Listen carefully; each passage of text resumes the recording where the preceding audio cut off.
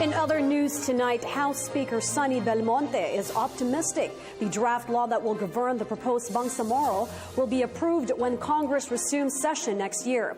Let's hear the details of this report from Freddie Abando.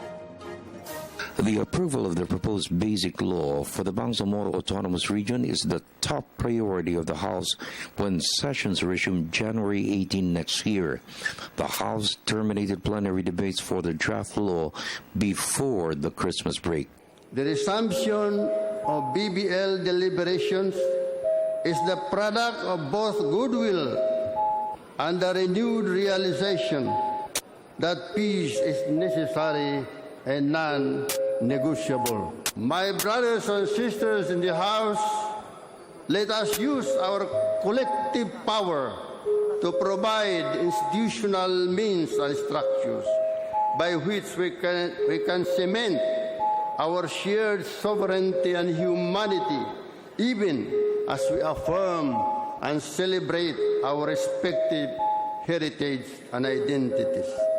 Let us be relentless in our search for peace by sowing the seed of justice based on human dignity. And especially during this season, let us sow the seed of hope. Only 9 session days in 3 weeks is the time available to propose amendments and approve the draft measure on second and third reading.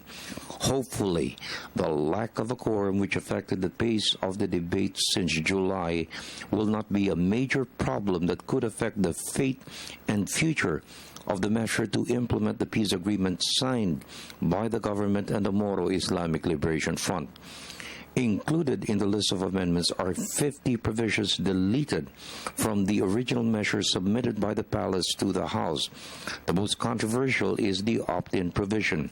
Speaker Feliciano Belmonte vowed approval of the draft law, although some leaders of the House expressed doubts it could be done. We now enter another period, which is the period of amendments, also a very tricky period, and finally voting on it. I'm very, I just hope that my own colleagues will see that it is a good and a law that will go a long way towards alleviating the situation in Muslim Philippines. The business sector, local and foreign, support the passage of the basic law for the Bangsamoro Autonomous Region. It's their consensus the full implementation of the peace agreement signed by the government and the Moro Islamic Liberation Front will greatly enhance the image of the country. It will boost aid and assistance for the conflict areas in Muslim Mindanao and enhance the flow of investments. So we're looking towards the resumption of Congress on January 18 and that session for the House to pass it.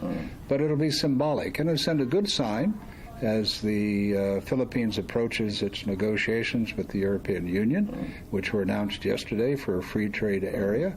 It'll be a good sign to Europe, and it will be a good sign to the members of the Trans-Pacific Partnership as well, that the Philippines may, in the next Congress, have political will to begin to deal with this restriction, which is keeping out investments and keeping Filipinos poor, because they need every possible job that investors can create by coming into the country. For the People's Television Network, this is Freddie Abando reporting.